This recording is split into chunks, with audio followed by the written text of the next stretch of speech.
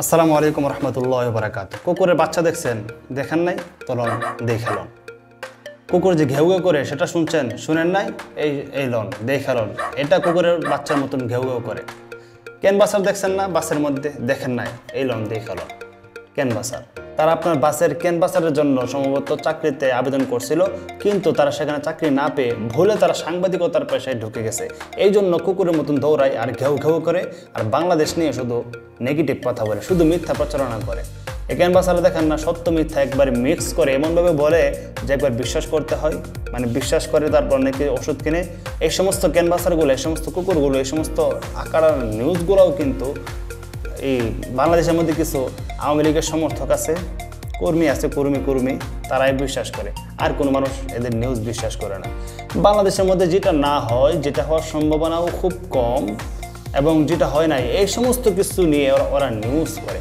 ওদের মাথা হিট হয়ে যায়।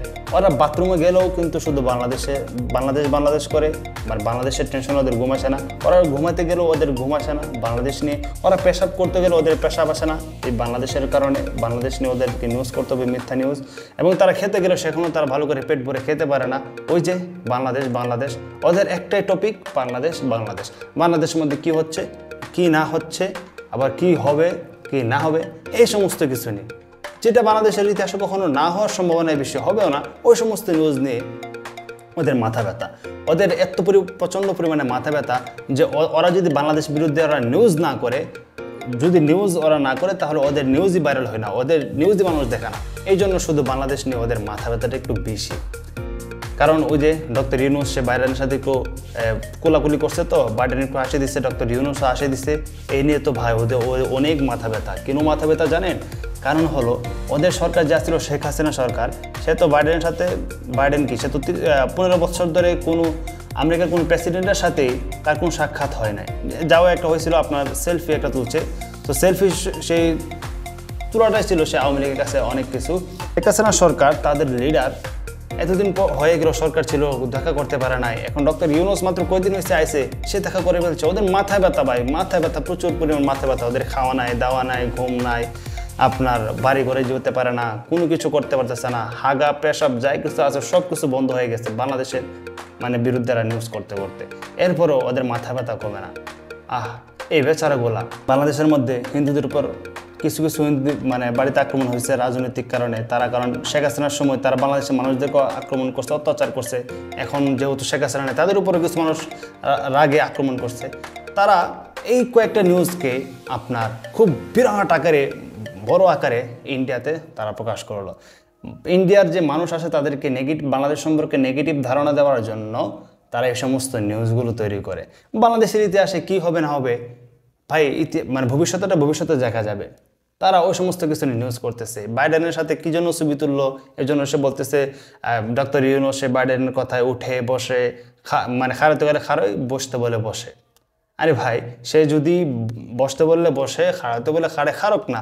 কিন্তু আমরা বাংলাদেশের মানুষ তো মরে যায় নাই, আমরা তো আছি এটা দেখার জন্য। তোর মতন কুকুরের বাচ্চা কি জন্য এটাই দেখতে হবে? আর বাংলাদেশ সম্পর্কে নেগেটিভ ধারণা মানুষকে ছড়াইতে হবে?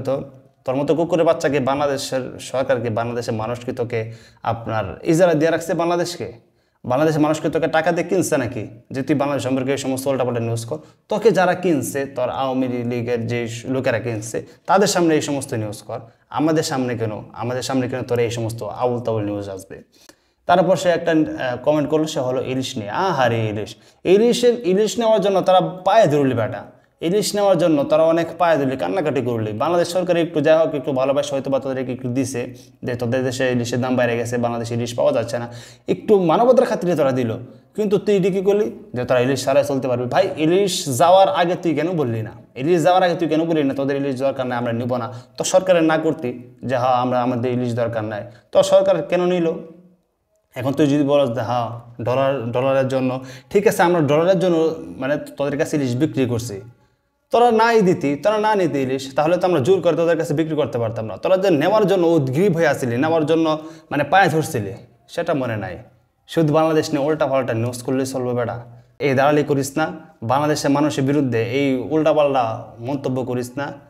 আর এই সমস্ত দালালি করে কয়দিন খাইবে এই সমস্ত দালালি করা? এই দালালি করা বন্ধ কর।